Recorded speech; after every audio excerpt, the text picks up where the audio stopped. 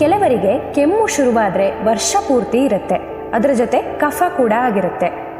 ಗಂಟ್ಲಲ್ಲಿ ಏನೋ ಅಂಟ್ಕೊಂಡ ಹಾಗೆ, ಮಾತಾಡಿದ್ರು, ನಗಾಡಿದ್ರು, ಮಲಗಿದ್ರು ಕೂಡ ಅಚಾನಕ್ಕಾಗಿ ಕೆಮ್ಮು ಬರ್ತಿರುತ್ತೆ.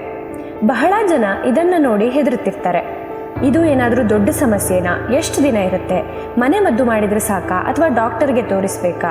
ಹೀಗೆ ಹಲವಾರು ಪ್ರಶ್ನೆ ಕಾಡ್ತಿರುತ್ತೆ. ಕೆಮ್ಮು ಅನ್ನೋದು ರೋಗ ಅಲ್ಲ, ಅದು ನಮ್ಮ ದೇಹದ ಒಂದು ರಕ್ಷಣಾ ವ್ಯವಸ್ಥೆ. ದೇಹ ಏನು ಮಾಡುತ್ತೆ ಅಂದರೆ, ಇದು ಬೇಡ ಅಂತ ಹೇಳೋ ಥರ ಬಲವಾಗಿ ಗಾಳಿಯನ್ನು ಹೊರಗೆ ತಳ್ಳುತ್ತೆ. ಅದೇ ಕೆಮ್ಮಿನ ರೂಪದಲ್ಲಿ ಹೊರಗೆ ಬರುತ್ತೆ. ಅದೇ ರೀತಿ ಕಫ ಅಂದರೆ ಕೆಟ್ಟದ್ದಲ್ಲ. ನಮ್ಮ ದೇಹ ಶ್ವಾಸನಾಳವನ್ನು ತೇವವಾಗಿಡಲು, ಕೀಟಾಣುಗಳನ್ನು ಅಂಟಿಸಿಕೊಂಡು ಹೊರಗೆ ತಳ್ಳಲು ಈ ಕಫ ಅನ್ನೋ ಸ್ಟಿಕ್ಕಿ ಫ್ಲೂಯಿಡನ್ನು ತಯಾರಿಸುತ್ತೆ. ಮನೆಯಲ್ಲೇ ಇದನ್ನು ಹೇಗೆ ಕಡಿಮೆ ಮಾಡಿಕೊಳ್ಬಹುದು ಅಂತ. ಕೆಮ್ಮು 5ರಿಂದ 7 ದಿನಕ್ಕಿಂತ ಹೆಚ್ಚಿದ್ರೆ, ಕಫ ಹಸಿರು ಅಥವಾ ಹಳದಿ ಬಣ್ಣದಲ್ಲಿದ್ದರೆ, ಜ್ವರ, ಎದೆನೋವು, ಉಸಿರಾಟಕ್ಕೆ ಕಷ್ಟ ಇದ್ದರೆ ಇದನ್ನು ಲಘುವಾಗಿ ತೆಗೆದುಕೊಳ್ಬಾರ್ದು.